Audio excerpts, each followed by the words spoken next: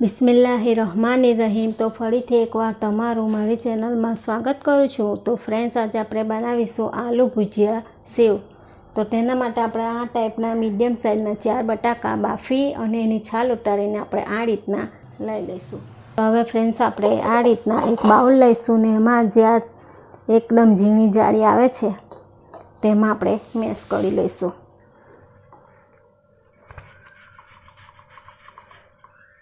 તો આ રીતના આપણે અહીંયા એને બટાકાને છીણીની મદદથી આપણે મેશ કરી લઈશું। તો હવે ફ્રેન્ડ્સ, બટાકાને આપણે આ રીતના ખમણી લીધા છે। તો હવે આપણે એને ઠંડા પડવા દઈશું। ત્યાં સુધી આપણે બેસનનું સ્ટફિંગ તૈયાર કરી દઈશું। તો અહીંયા ફ્રેન્ડ્સ, હવે આપણે બેસનનું સ્ટફિંગ રેડી કરીશું। એના માટે આપણે એક આ રીતના મોટી ડીશ લઈશું। એમાં આપણે એક આ રીતના ચાળી મૂકીશું ને એમાં લઈશું આપણે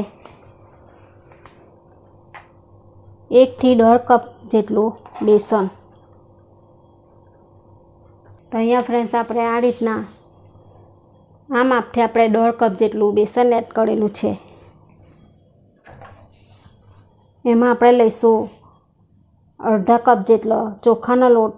ચોખાનો લોટ આપણે એટલા માટે એડ કરીશું કે જેથી આપણી આલુ ભુજિયા સેવ એકદમ બહાર જેવી ક્રિસ્પી અને ટેસ્ટી બને।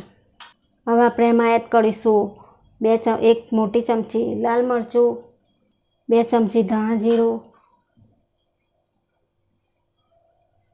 અડધી ચમચી આપણે લઈશું હળદર,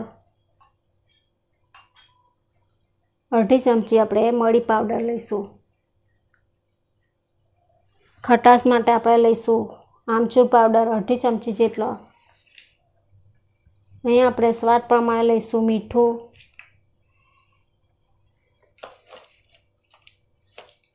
અડધી ચમચી આપણે સંચા પાવડર ને અડધી ચમચી આપણે ચાટ મસાલો પાવડર। તો અહીંયા ફ્રેન્ડ્સ, આપણે સંચર પાવડર, આમચૂર પાવડર અને ચાટ મસાલો ટેસ્ટ એકોર્ડિંગ આપણે લઈ લઈશું। તો હવે આપણા બધા મસાલાને આપણે સારી રીતના ચાળી લઈશું।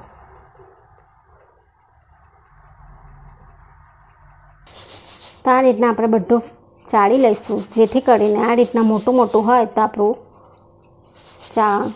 કચરો જે છે તે આપણો બહાર રહી જાય। તો આ રીતના ફ્રેન્ડ્સ, આપણું બધું બેસન ચોખાનો લોટ ચડાઈ ગયો છે। તો હવે આપણે એમાં થોડું થોડું કરીને બટાકાના સ્ટફિંગમાં એડ કરતા જઈશું।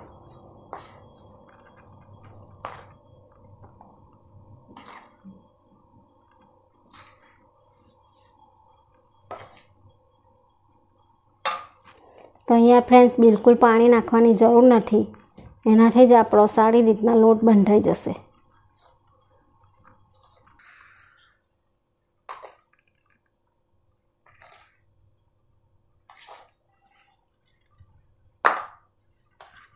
તો આ રીતના આપણે થોડો થોડો લોટ એડ કરતા જઈ આ રીતના લોટ બાંધી લઈશું।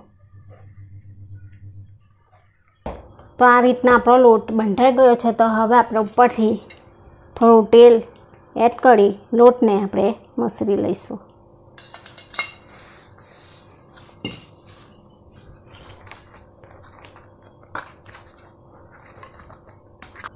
તો અહીંયા તેલનો મોણનો ઉપયોગ આપણે નથી કરવાનો, આ રીતના ઉપર તેલ એડ કરી એને સારી રીતના મસળી લઈશું।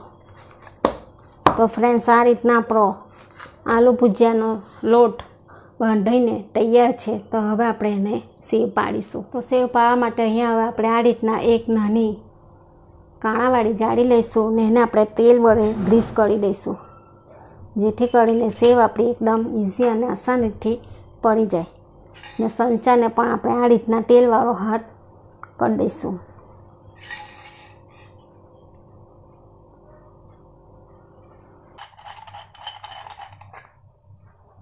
તો આ રીતના સંચાને આપણે ફિટ કરી દઈએ, એમાં આપણે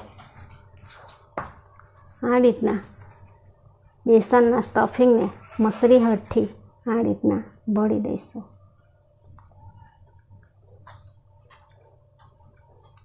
તો ફ્રેન્ડ્સ, આ સેવ ખાવામાં એકદમ ટેસ્ટી અને લાજવાબ બનીને તૈયાર થશે ને ખાવામાં પણ ખૂબ જ સરસ લાગશે। તો હવે આપણે આને પણ આ રીતના સાઈડે તેલ લગાવી લઈશું.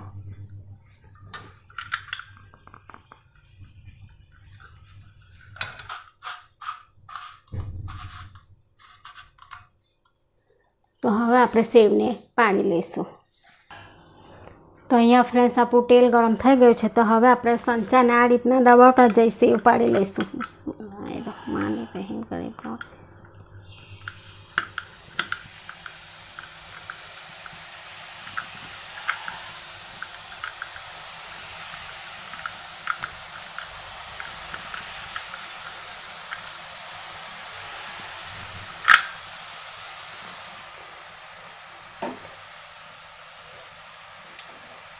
તો એને આપણે પલટાવવામાં ઉતાવળ નહીં કરવાની, એને આપણે થોડી વાર એને પલટાઈ લઈશું.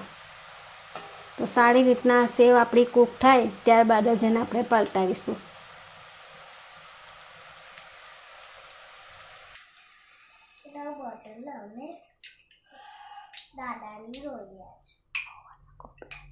તો હવે આપણે આ રીતના એને પલટાઈ લઈશું.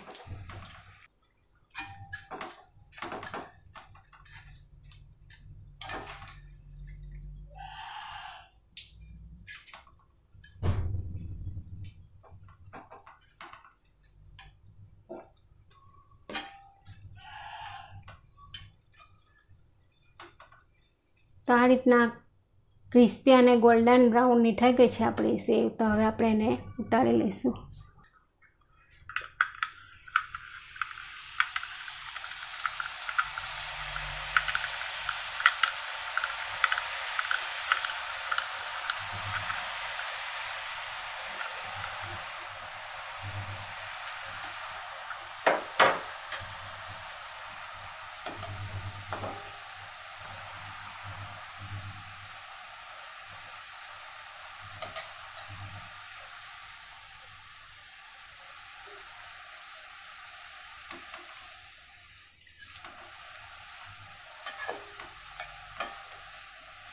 તો ફ્રેન્ડ્સ આ આલુ ભુજિયા છે એકદમ સરળ અને આસાન રીતથી ઝટપટ બનીને તૈયાર થાય છે અને ખાવામાં ખૂબ જ ટેસ્ટી પણ લાગે છે. તો તમે બાળકોને લંચ બોક્સમાં અથવા તો કોઈ મહેમાન આવે ત્યારે એને ચા સાથે નાસ્તા સાથે સર્વ કરી શકો છો ફ્રેન્ડ્સ, ને ખાવામાં ખૂબ જ ટેસ્ટી પણ લાગશે.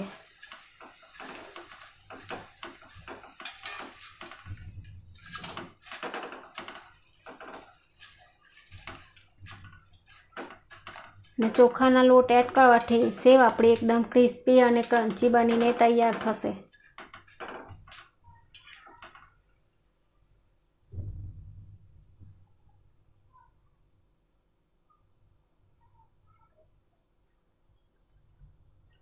તો આ જ રીતના આપણે બધી સેવને તળી લઈશું. તો આ રીતના આપણી આલુ ભુજિયા સેવ બનીને તૈયાર છે. તો હવે આપણે એને આ રીતના તમે જે રીતના ખાવાનું પસંદ કરતા હોય એ રીતના તમે ખાઈ શકો છો. તો તમે અહીંયા જોઈ શકો છો ફ્રેન્ડ્સ એનો અવાજ કેટલો ક્રિસ્પી અને ક્રન્ચી છે.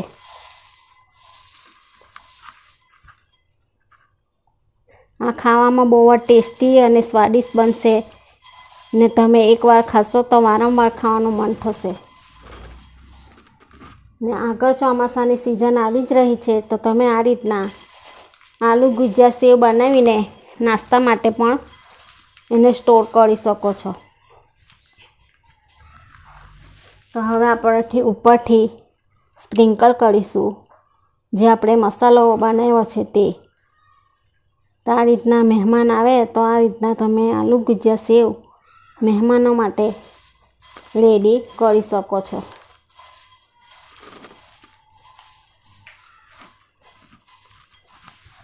તો ફ્રેન્ડ્સ આ છે આપણે આલુ ભુજિયા સેવ જે ઓઇલ પણ હાથમાં બિલકુલ બી નથી.